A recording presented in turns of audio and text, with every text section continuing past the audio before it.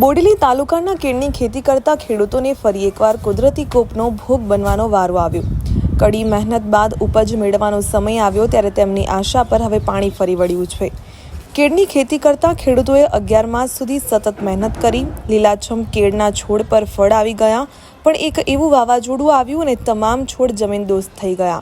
મોંઘાદાટ બિયારણ નાખ્યા, કડી મહેનત કરી, દેવું કરી, ખર્ચ કરી અને જ્યારે ઉપજ મેળવવાનો વારો આવ્યો ત્યારે વરસાદ અને વાવાઝોડાએ કેળના ખેતરોને તહેસ નહેસ કરી નાખ્યા।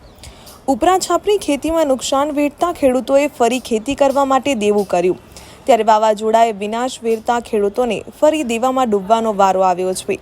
ખરેખર આ જે વાવાઝોડું વિકૃત પરિસ્થિતિમાં આવ્યું, ખરેખર ખેડૂતની જે દુર્દશા છે, આજે ખરેખર અહીંના સ્થાનિક કોઈ બી નેતા, ધારાસભ્ય હોય, જિલ્લા પ્રમુખ હોય, તાલુકા પ્રમુખ હોય, કોઈ બી આજે તમને ખેડૂતોને જે જનતા તમને ચૂંટીને પ્રતિનિધિ બનાવ્યા છે, એ પ્રતિનિધિ શા માટે બનાવ્યા? એક લોકોની સેવા અને દેખરેખ માટે। આજે આટલું બધું જંગી તોફાન એકદમ ભયંકર આવ્યું, આજે ખેડૂતોને પાયમાલ થાય એ રીતે પરિસ્થિતિમાં ખરેખર કેળનો પાક નષ્ટ થઈ ગયો। ખરેખર ધારાસભ્યને બી વિનંતી, જિલ્લા પ્રમુખને બી વિનંતી, તાલુકા પ્રમુખને બી વિનંતી, ખરેખર તમે ખુરશી માટે તમે મત લેવા આવો કે જનતાની સેવા કરવા માટે? ખરેખર જો એમને લાગણી ખેડૂતની હોય, જે તમને ખેડૂતની લાગણી હોય તો ખેડૂત પાછળ તમે દોડીને આવતા હોય।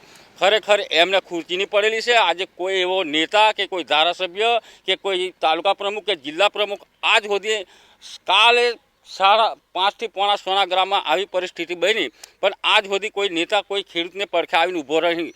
ખરેખર એ લોકો ખરેખર ખુરશીમાં લઈ લે, ગાંધીનગર में भूगर में से કે જિલ્લા પંચાયત में भूगर में એ ખબર પડતી નથી।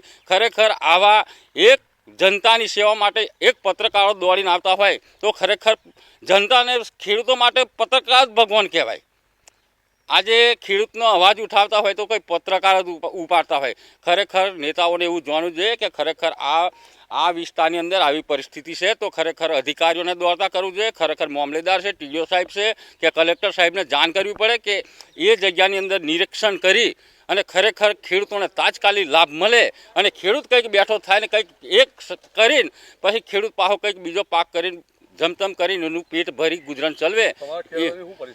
અમારે કેળવાની પરિસ્થિતિ એવી છે કે આજે ખાલી 1.5 મહિનાની અંદર મારે કેરું, જો ખરેખર કેરું મારે ટાઈટ થઈને કપાતું તો 2-5 પૈસા ભારતો હતા। જે ખરેખર મેં જે દેવું કરીને જે ખેતીની અંદર જે ખર્ચો કરેલો છે એ બી આજે મારે વરવા તૈયાર નથી। ખરેખર આ આત્મહત્યા કરે એવો ઘાટ આવેલો છે। વિનાશક વાવાઝોડાને લઈને નુકસાનીની જાણ થતાં બાગાયત અધિકારી સર્વેની કામગીરી શરૂ કરી છે અને ખેડૂતોને આશ્વાસન પણ આપી રહ્યા છે કે તેમને સરકાર તરફથી વળતર આપવામાં આવશે। વાવાઝોડું આવ્યું હતું બોડેલી વિસ્તારમાં માખણી ગામમાં, તો ઘણા ખેડૂતોએ જાણ કરી હતી કે નુકસાની થઈ છે કેળમાં। જાણ થતાં અમે તાત્કાલિક હાજર થયા છીએ અહીંયા કે કેટલું નુકસાની છે કેળના પાકમાં, જેમાં અમે સવારથી સર્વે કરતા છીએ। એમાં 60 થી 70 હેક્ટર જેવું અત્યારે બોડેલી જૂથ માખણી જૂથ ગ્રામ પંચાયતમાં સર્વે કર્યું છે। હવે જે પ્રમાણે એમને વળતર મળવા લાયક હશે એ પ્રમાણે એમને ખેડૂતોને વળતર મળે એવો પ્રયત્ન કરીશું। જો કે સર્વે બાદ હવે ખેડૂતોને નુકસાનીનું કેટલું વળતર મળે છે તે તરફ ખેડૂતોની નજર છે।